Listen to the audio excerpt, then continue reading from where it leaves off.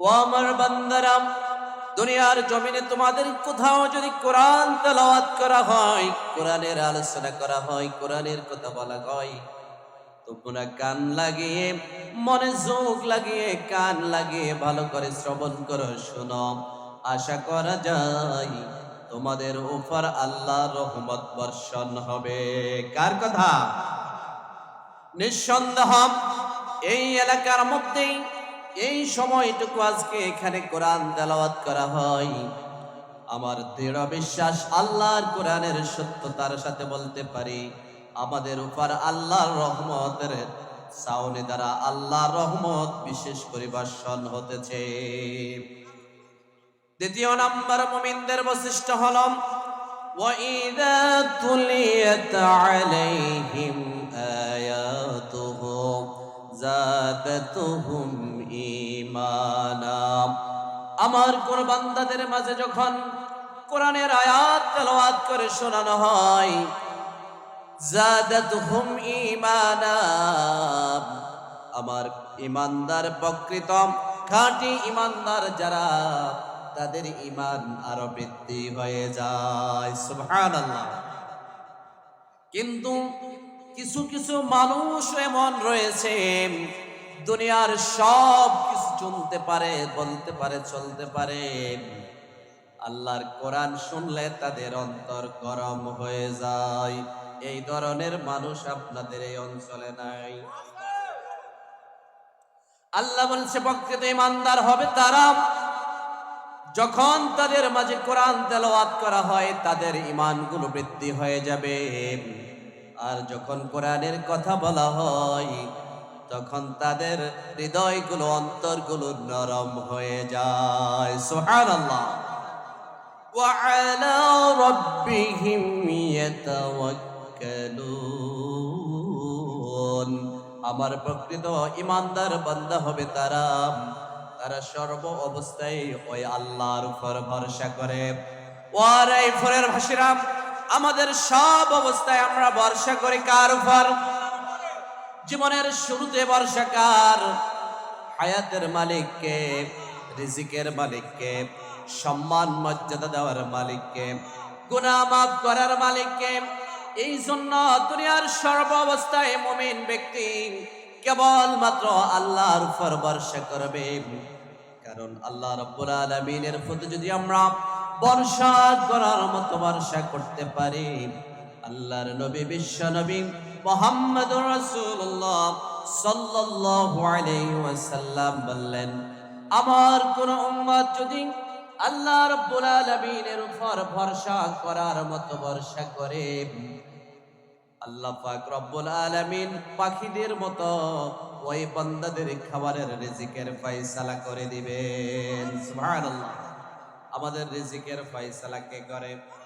এই জন্য ভরসা করতে হবে কার উপর? তাওয়াক্কুল করতে হবে কার উপর? তাহলে এই আয়াত থেকে বুঝতে পারলাম মুমিন হবে ওই ব্যক্তি যখন আল্লাহর নাম জিকির করা হয়, স্মরণ করা হয়, আমাদের হৃদয়গুলো যেন নরম হয়ে যায়। যখন কোরআন তেলাওয়াত করা হয় আমাদের ঈমানগুলো যেন বৃদ্ধি হয়ে যায়। আর সর্ব অবস্থায় আমরা কেবলমাত্র বিশ্বাস করব, ভরসা করব আল্লাহর উপর। দ্বিতীয় নাম্বার ঈমানদারের, মুসলমানদের, মুমিনদের বৈশিষ্ট্য হল এই দুনিয়ার জমিনে যতদিন বেঁচে থাকবে তারা আল্লাহর সাথে দুনিয়ার কারোর সাথে শিরক করবে না। কি করবে না? শিরক করবে না। আমার প্রিয় ভাইয়েরা, শিরক মানে আল্লাহর সাথে অন্য কাউকে সমকক্ষ মনে করা, একাধিক রব আছে বলে মনে করা, আল্লাহর তাওহীদে অন্য কাউকে বিশ্বাস করা, আল্লাহ ছাড়া অন্য কেউ রিজিক দিতে পারে বলে মনে করা, আল্লাহ ছাড়া অন্য কেউ সম্মান দিতে পারে বলে মনে করা, আল্লাহ ছাড়া অন্য কেউ গুনাহ মাফ চাইতে পারে, গুনাহ মাফ করতে পারে এমন মনে করা। কিন্তু আমরা এমন মুসলিম, আমাদের রব তো একজন, তিনি ছাড়া আর কেউ হতে পারে না। এই জন্য ঈমানের শুরুতে আল্লাহ রাব্বুল আলামিন মুসলমানদের কালেমার মধ্যে ঘোষণা দিলেন, সবাই পড়েন, লা ইলাহা ইল্লাল্লাহু মুহাম্মাদুর রাসূলুল্লাহ।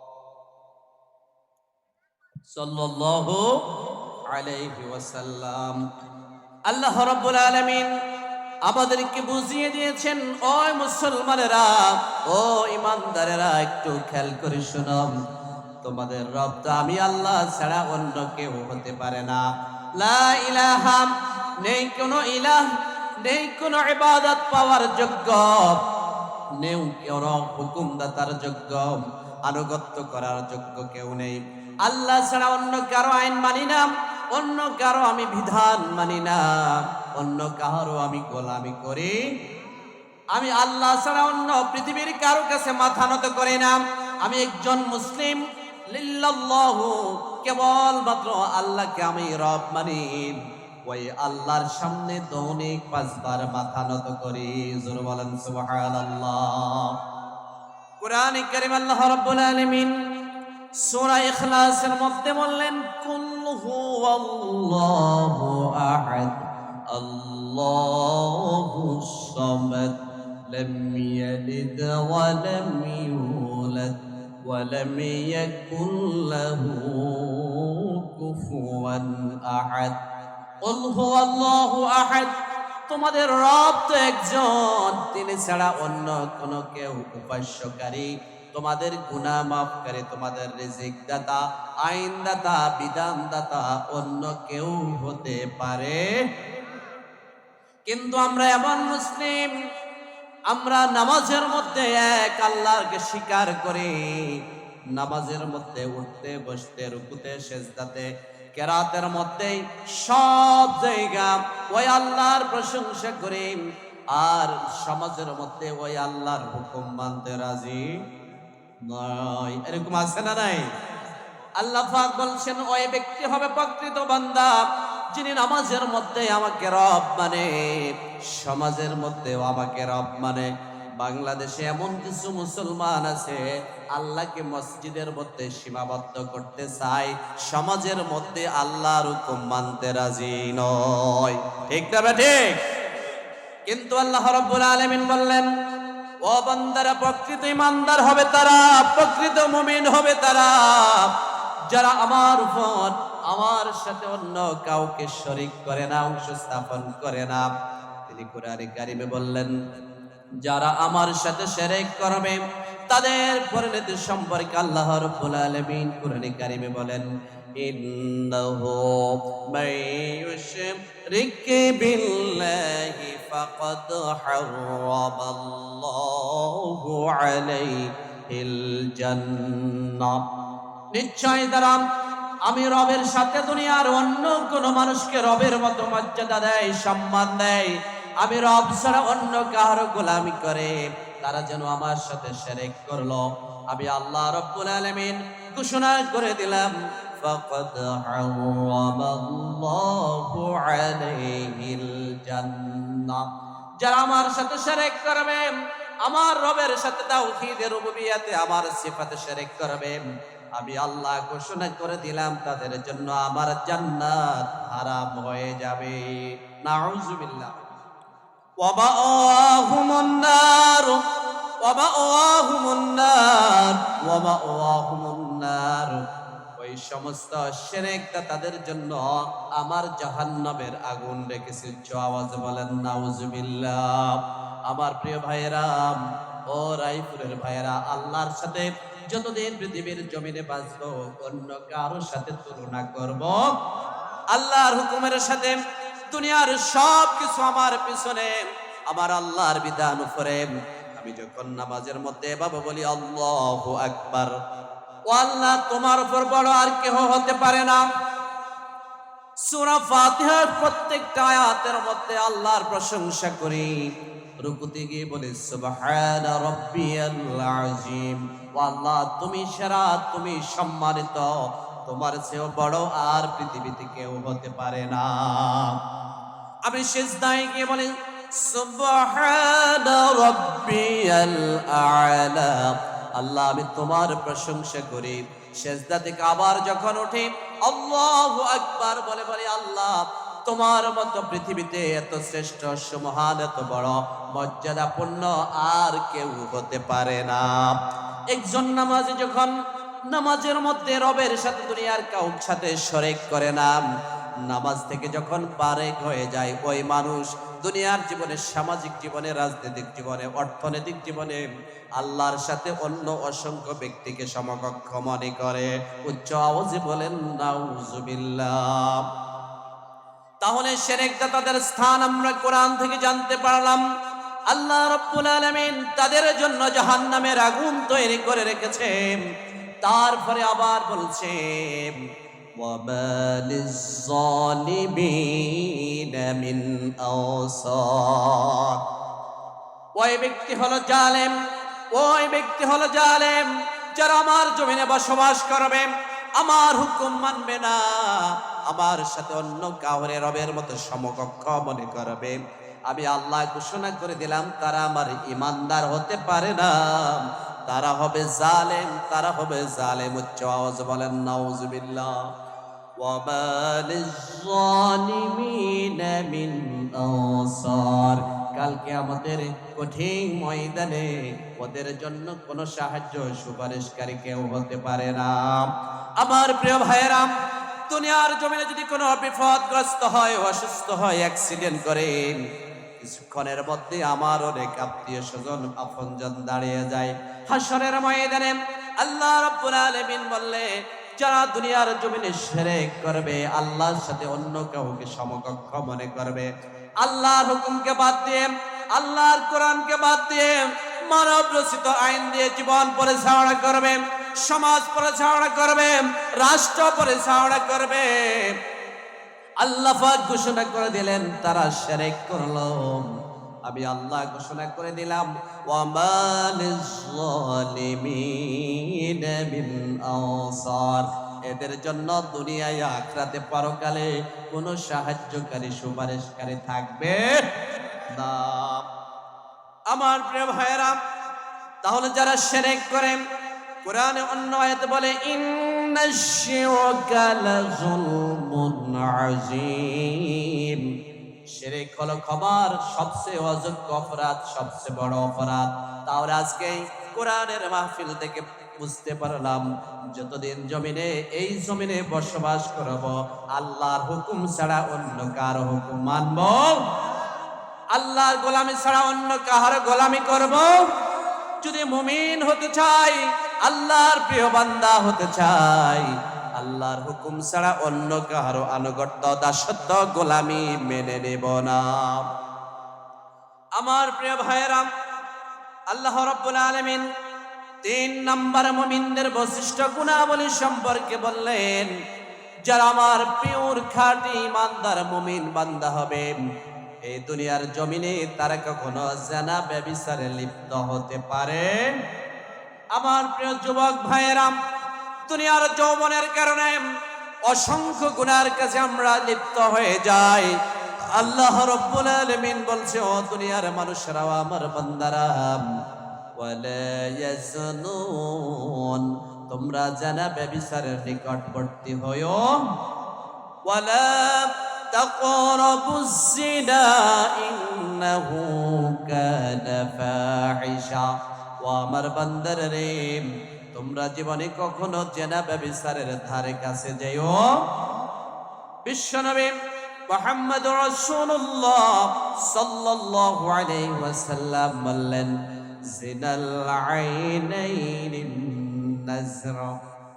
আজকে প্রতিদিন প্রতি মুহূর্তে আমরা জিনার মধ্যে লিপ্ত হয়ে যাচ্ছি। সমাজ, সভ্যতা, সংস্কৃতি এমন অবস্থানে যাচ্ছে, আমরা আর ইমানের পাল্লায় রাখতে পারি, নিজকে সঠিক রাখতে পারছি?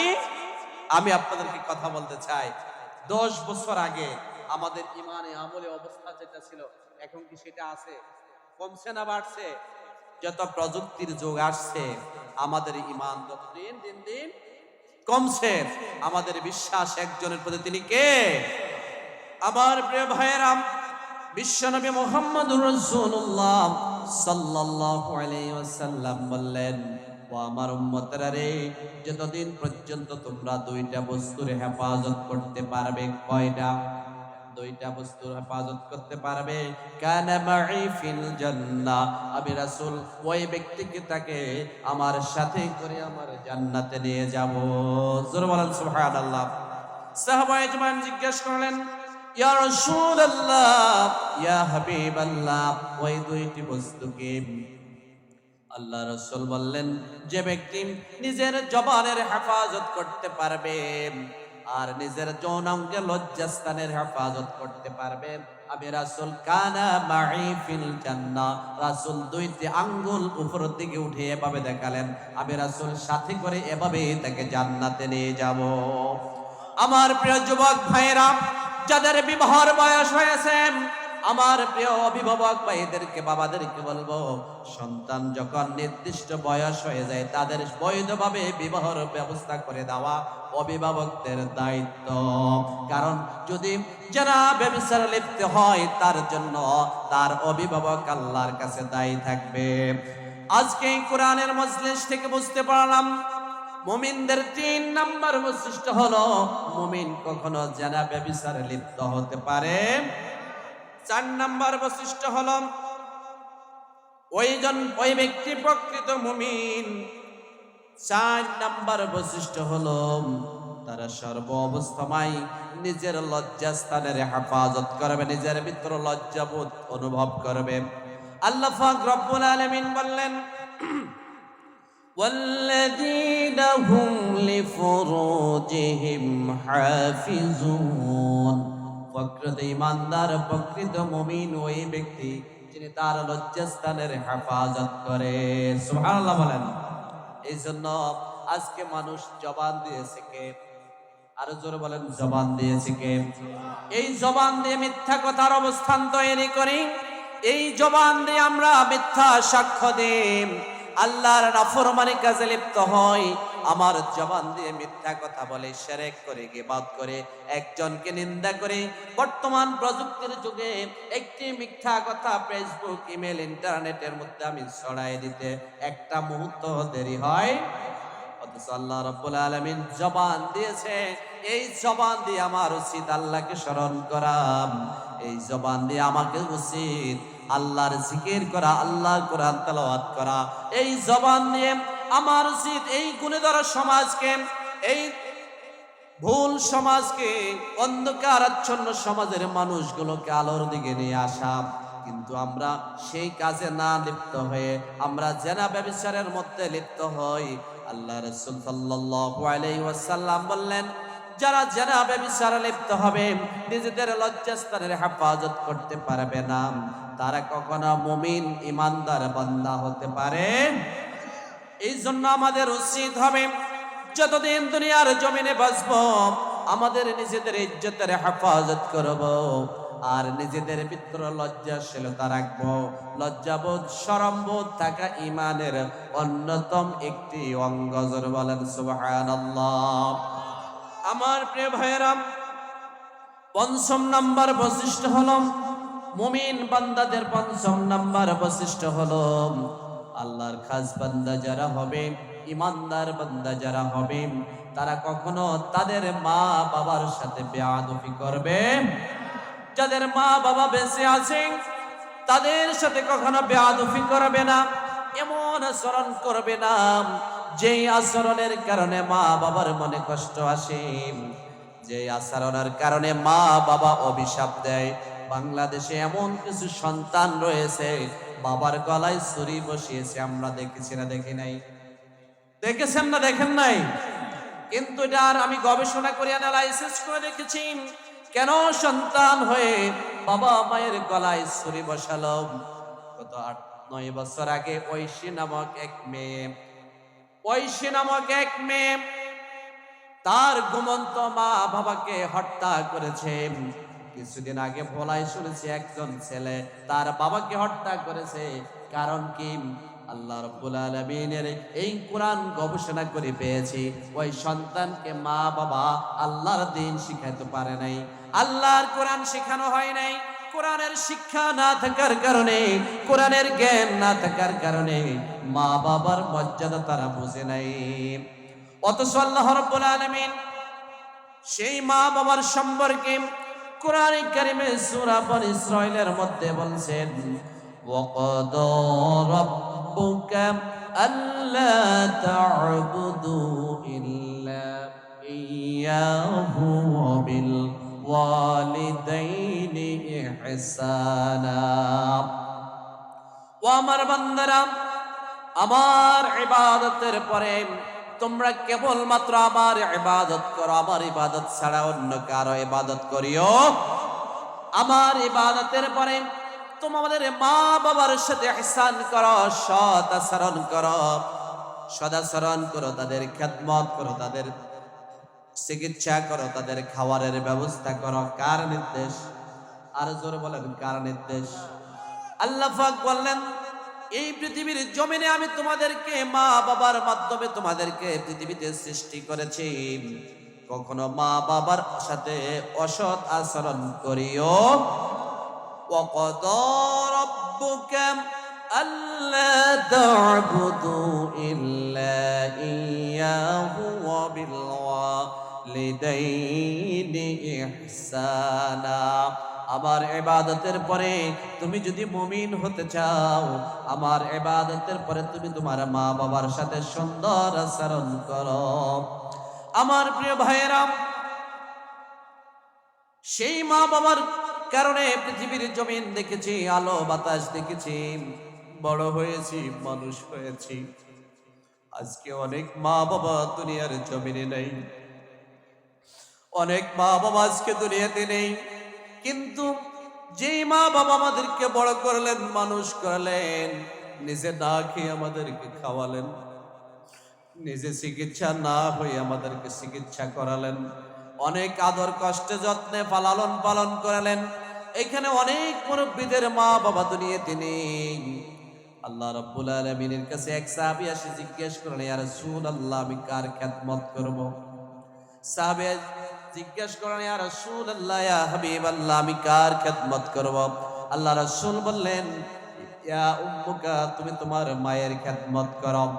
কিছুদিন পর আবার এসে সাহাবী জিজ্ঞেস করলেন, ইয়া রাসূলুল্লাহ, আমি কার সেবা করব, আমি কার খেদমত করব? রাসূল আবার বললেন, তুমি তোমার মায়ের খেদমত করো। কিছুদিন পরে সাহাবী আবার এসে বললেন, ইয়া রাসূলুল্লাহ, আমি কার খেদমত করব? রাসূল আবার বললেন, তুমি তোমার মায়ের খেদমত করো। চতুর্থবার বললেন, ইয়া আবুকা, তুমি তোমার বাবার সেবা করো, বাবার খেদমত করো। সাহাবী জিজ্ঞেস করলেন, রাসূলুল্লাহ, মায়ের কথা আপনি তিনবার কেন বললেন, বাবার কথা কেন একবার বললেন? আল্লাহর নবী বললেন, হে সাহাবী, তোমার মা তোমাকে 10 মাস 10 দিন গর্ভে ধারণ করেছে, তোমাকে অনেক কষ্ট করেছে। এই জন্য আমি তোমার মায়ের বিষয়ে খেদমত করার জন্য প্রথম বলেছি। তোমার মা তোমাকে ডেলিভারি কষ্ট সহ্য করে দুনিয়ার জীবনে ভূমিষ্ঠ করেছে, অনেক কষ্ট হয়েছে, তুমি মায়ের পেটে অনেক কষ্ট দিয়েছো। এই জন্য আমি আবার বলছি, তুমি তোমার মায়ের খেদমত করো। ইয়া রাসূলুল্লাহ, তৃতীয়বার কেন বললেন? আল্লাহ রাসূল বললেন, হে সাহাবী, তোমার মা তোমাকে 2 বছর দুধ পান করিয়েছেন, আমি এই জন্য 3 বার তোমার মায়ের খেদমত করার জন্য বলেছি। জোরে বলেন সুবহানাল্লাহ। আমার প্রিয় ভাইয়েরা, সেই মা বাবা যাদের দুনিয়ার বেঁচে আছে, পৃথিবীর সব সম্পদের মধ্যে শ্রেষ্ঠ সম্পদ হলো মা বাবা। আমারও মা নাই, আমারও বাবা দুনিয়াতে নেই, কিন্তু মা বাবা যারা হারিয়েছে তারা পৃথিবীর জমিনে তাদের অনেক কোনো আনন্দ কিছুই নেই।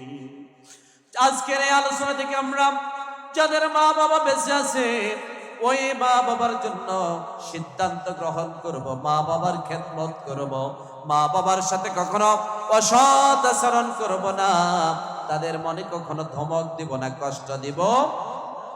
আল্লাহ রাব্বুল আলামিন বললেন, وَقَضَى رَبُّكَ أَلَّا تَعْبُدُوا إِلَّا إِيَّاهُ وَبِالْوَالِدَيْنِ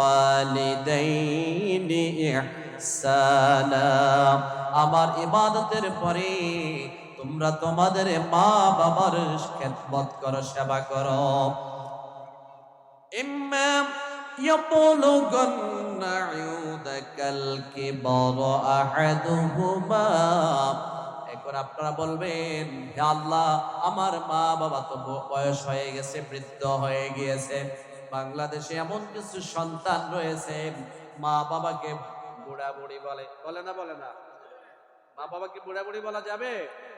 কারণ এই মায়ের কারণে আমি বড় হয়েছি, এই বাবার কারণে পৃথিবীতে আমি আলো দেখেছি। ঠিক না ঠিক? আল্লাহ বলেন, ইম্মা ইয়াবলুগুন্না ইউদাকাল কিবার, তোমাদের মা বাবার মধ্যে দুইজনের একজন যদি বৃদ্ধ হয়ে যায়, অসুস্থ হয়ে যায়, দুর্বল হয়ে যায়, আও কিলাহুমা, অথবা তাদের দুইজনে যদি দুর্বল হয়ে যায়, অসুস্থ হয়ে যায়, বৃদ্ধ হয়ে যায়, ফালা তাকুল লাহুমা উফিন। আমরা ব্যথা ফেলে কি বলি? উফ শব্দ বলেন না? বলেন না আপনারা? আপনার কোনো ব্যথা পায়, আঘাতপ্রাপ্ত হয়, আমরা বলে না উফ ব্যথা পেয়েছি? উফ শব্দটা কোরআনের শব্দ। উফ শব্দটা কিসের শব্দ? কোরআনের শব্দ। আল্লাহ পাক বলেছেন, বান্দারা, তোমাদের কারণে যেন, তোমাদের মা বাবা যেন, তোমাদের কষ্টের কারণে মা বাবার মনে যেন উফ শব্দ ব্যবহার না হয়। প্রিয় যুবক ভাইয়েরা, মা বাবার সাথে কখনো এই ধরনের আচরণ করা যাবে? মা বাবার সাথে কখনো এমন আচরণ করা যাবে? আজকের এই ওয়াজ তখনই সাকসেস হবে যখন এই কোরআনের মেসেজগুলো আগামীকাল থেকে আমাদের আমল করা শুরু হয়ে যায়। মা বাবার মতো পৃথিবীতে অন্য কোনো সম্পদ হতে পারে? যাদের মা বাবা বেঁচে আছে তাদের খেদমত করবেন, তারা রাগ করবে, আদর করবে, সোহাগ করবে, কিন্তু আপনার মায়ের চেয়ে, বাবার চেয়ে পৃথিবীতে অন্য কেউ আপন হতে পারে? পারে না। আল্লাহ পাক বললেন, ফালা তাকুল লাহুমা উফিন ওয়ালা তানহারহুমা, তাদের সাথে কখনো ধমক দিয়ে আচরণ করিও না, বরঞ্চ তাদের সাথে সুন্দর নরম নরম কথা বলো, তাদের চিকিৎসা করো, তাদের খেদমত করো, তাদের খাওয়ারের ব্যবস্থা করো। ওয়া কুল লাহুমা কওলান কারীমা। আমরা বললাম, রব্বুল আলামিন, আমাদের তো মা বাবা দুনিয়াতে বেঁচে নেই, তাহলে আমরা কার সেবা করব? আমরা কি করব?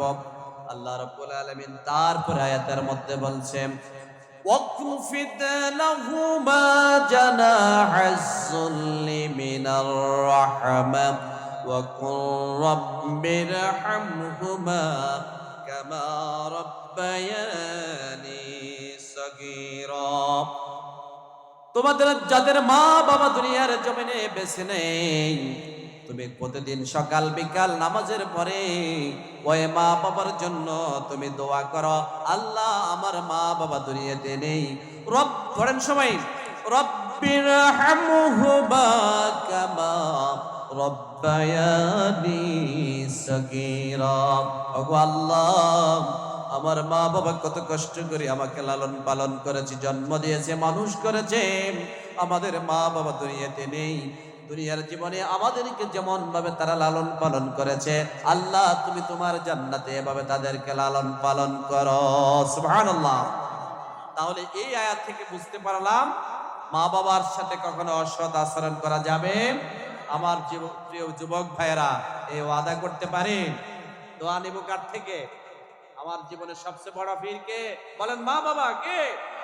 আমার জীবনের সবচেয়ে বড় পীর কে?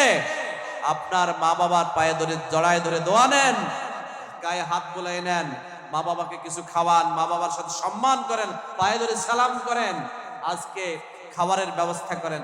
আপনার জন্য যে দোয়া করব, পৃথিবীর কোন মানুষ এই দোয়া ঠেকাতে পারবে? আমার প্রিয় ভাইয়েরা, ৬ষ্ঠ নাম্বার মুমিনদের বৈশিষ্ট্য হলো, যারা প্রকৃত ঈমানদার হবে, যারা আল্লাহর খাস বান্দা হবে, তারা সর্ব অবস্থায় অনর্থক বেহুদা বিনা প্রয়োজনীয় কথা থেকে নিজের জবানকে হেফাজত করবে। আজকে প্রতিদিন প্রতি মুহূর্তে আমাদের সমাজ ব্যবস্থা এমন হয়ে যাচ্ছে, এই জবান দিয়ে অন্যের সমালোচনা, অন্যের গীবত করা, মুনাফিকি করা, হিংসা করা, মিথ্যা কথা বলা ছাড়া অন্য কিছু আর থাকে অথচ এই জবান দিলেন আল্লাহ রাব্বুল আলামিন। এই জবান দিয়ে যদি আপনি প্রতিদিন প্রতিনিয়ত আল্লাহর জিকির করে, আল্লাহর কোরআনের কথা বলে, ইসলামের দিকে মানুষকে আহ্বান করে, তাহলে আমি আল্লাহর প্রিয় বান্দা হতে পারি।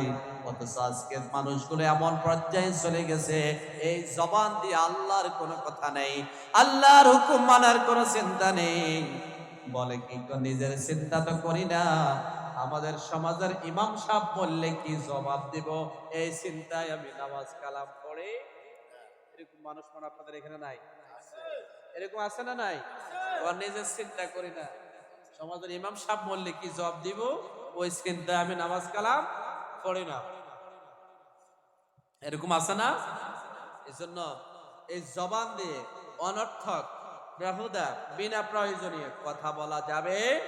হাসি তামসার সাথে মিথ্যা অনেক কথা বলি, অন্যের সমালোচনা করি, গীবত করি, প্রিয় ভাইয়েরা পিছনে নিন্দা করি, আলেমদের সমালোচনা করে লাভ হবে? কারণ আলেমদের সাথে সম্পর্ক কার সাথে? আল্লাহর সাথে। আল্লাহর কোরআন বলছে ওয়া আতিউল্লাহ ওয়া আতিউর রাসূল ওয়া উলিল আমরি মিনকুম। তোমরা আল্লাহর আনুগত্য করো, রাসূলের আনুগত্য করো, আর আল্লাহর কোরআনের কথা যারা বলে, তোমাদের দায়িত্বশীল অভিভাবক আলিম ওলামারা, তাদের কথা শোনাও আল্লাহর পক্ষ থেকে কি ফরজ।